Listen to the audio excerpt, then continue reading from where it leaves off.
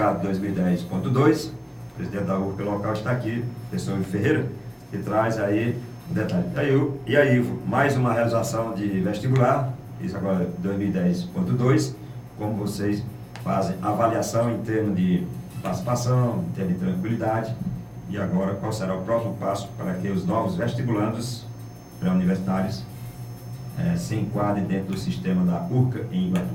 Muito boa tarde, Silvani, Fernandes, Paulinho, ouvintes da Mais FM, sempre uma alegria nós estarmos aqui no programa e desta feita para dar notícias sobre a divulgação do nosso resultado do processo seletivo, que, como você já frisou, foi unificado e nós divulgamos ontem, finalzinho da tarde, mais 160 novas vagas para o campus de Iguatu. Isso faz acrescentar e termos um total de 1.320 alunos matriculados aqui no nosso campus. Para nós é uma alegria.